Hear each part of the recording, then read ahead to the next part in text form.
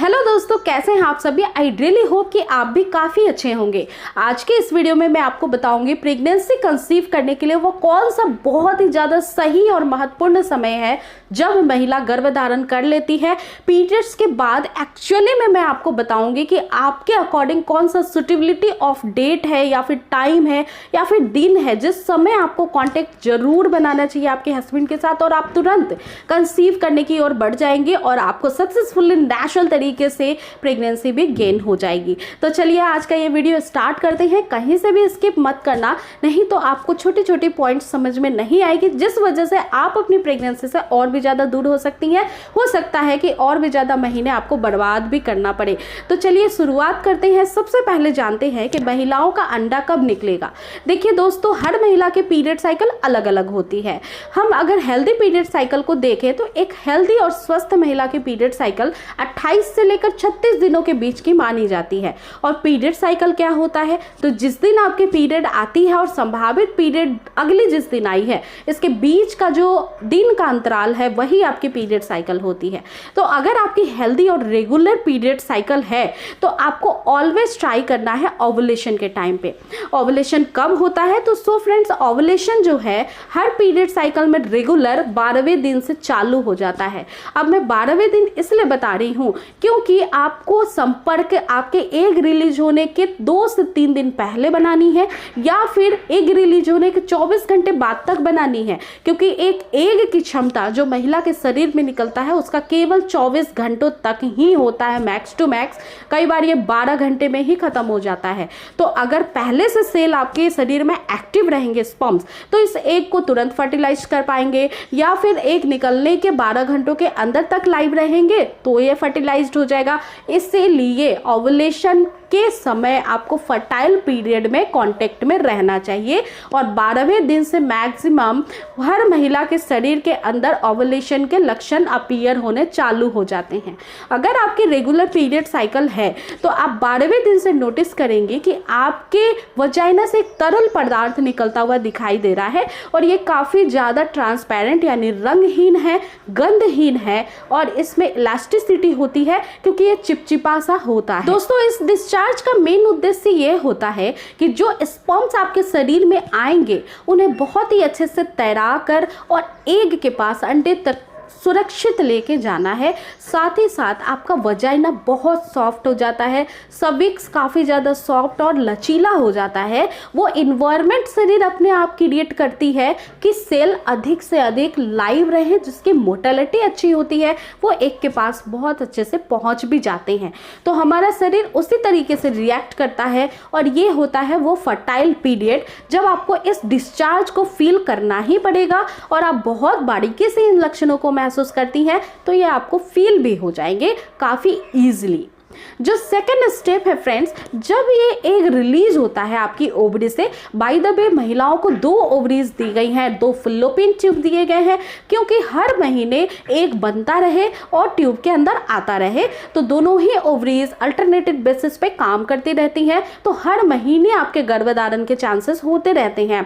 और ये fertile period जब चालू होता है महिला का, जो एग होता है वो निकलता है जब ओवरी से, तो आपको दर्द का एहसास होता है। यह आपको नाभि के नीचे होगा और पूरे पेट में नाभि के नीचे हो सकता है या फिर पर्टिकुलर वन साइड भी हो सकता है, राइट या लेफ्ट, बिकॉज दोनों ही ओवरी जो रहती हैं वह आपके यूट्रस के दोनों साइड रहती हैं। तो ये पता नहीं है कि राइट ओवरी एग रिलीज कर रही है या फिर लेफ्ट ओवरी एग रिलीज कर रही है। तो अगर आपको इस तरीके का अनुभव, थोड़ा मीठा मीठा दर्द जैसा, क्रैम्प के जैसा, एटम के जैसा फील होता है इसी पीरियड में, तो आप समझ जाइए कि आपका एग भी अब बाहर आ रहा है, कॉन्टेक्ट बनाने का सबसे अच्छा टाइम स्टार्ट हो चुका है। और दोस्तों, कई बार ऐसा होता है कि जब ये एग रिलीज होता है यानी आपका ओवरी से जब अंडा बाहर आता है, ओवुलेशन फेज चालू होता है, तो कई सारी महिलाओं को स्पॉटिंग भी होती है। ये बहुत माइनर सा लक्षण है जो ओवुलेशन को दर्शाता है और ये काफ़ी कम महिलाओं में होता है। तो अगर आपको ऐसा होता है कि पीरियड्स के 15वें दिन या 14वें दिन आपको हल्की स्पॉटिंग सी आई है, तो ये भी ओवुलेशन के लक्षण हो सकते हैं और इस पे साइंस भी रिसर्च कर चुकी है। तो ये कुछ खास सिम्टम्स होते हैं जिससे ओवुलेशन की बारीकियों को आप समझ सकती हैं। और इसके अलावा ओवुलेशन किट, अगर बहुत आपको टाइम हो गया है कंसीवमेंट प्लान करते हुए, ट्राई करते हुए, तो ओवुलेशन किट को इग्नोर ना करें, क्योंकि इसमें वो हार्मोन्स की जानकारी मिलती है जो ओवुलेशन के समय बढ़ जाते हैं और ये बिल्कुल नेचुरल तरीके से शरीर में बढ़ते हैं ताकि एक बच्चे का आरोपण हो सके। तो इसलिए आप यूरिन सैंपल से अपने यूरिन का टेस्ट जरूर आप ओवुलेशन किट में करिए ताकि आप और भी ज़्यादा इन संभावनाओं को समझ पाएं कि अब आप ओवुलेशन के बेहद करीब हैं। तो ये तो हो गई उन महिलाओं के लिए ज़रूरी जानकारी जिनकी रेगुलर पीरियड साइकिल है, बट जिनकी काफ़ी शॉर्ट पीरियड साइकिल है, 22 दिन से अंदर की पीरियड साइकिल है, उन महिलाओं के ओवुलेशन भी जल्दी होते हैं, पीरियड भी जल्दी आ जाती हैं। तो आपको ट्राई कब से करना है? पीरियड्स एंड होने के 2 दिन बाद से ही ट्राई करना है, बिकॉज ऑफ दिस आपका ओवुलेशन का टाइम भी जल्दी आता है। देखिए फ्रेंड्स, मैं आपको ये बता दूं कि पीरियड्स 2 दिन आए या 3 दिन या 5 दिन या 1 सप्ताह, ये हेल्दी पीरियड साइकिल होते हैं। कई बार ऐसा भी ख्याल आता है कि हमारे पीरियड्स ही कम आ रहे हैं, तो क्या इसके लिए कोई दिक्कत है, परेशानी है, क्या हमारा एग नहीं बन रहा ठीक से? तो ऐसी बात नहीं है।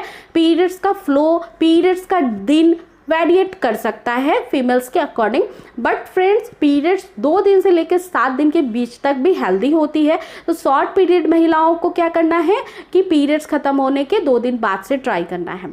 अब बात करते हैं इनरेगुलर पीरियड साइकिल है। अब इनरेगुलर पीरियड साइकिल में तो सबसे important irregular of period cycle का होता है कि आपके हार्मोन्स रेगुलर नहीं है, या फिर आपके शरीर में काफ़ी ज़्यादा कमजोरी है यूट्रस के अंदर, या फिर PCOS PCOD के प्रॉब्लम होना, और भी कई सारे प्रॉब्लम होते हैं, थायराइड्स की प्रॉब्लम होना। तो देखिए बहुत सारे कारण हो सकते हैं इनरेगुलरिटी ऑफ पीरियड्स के। हो सकता है आयरन की कमी है, हीमोग्लोबिन ठीक से नहीं बन रहा है।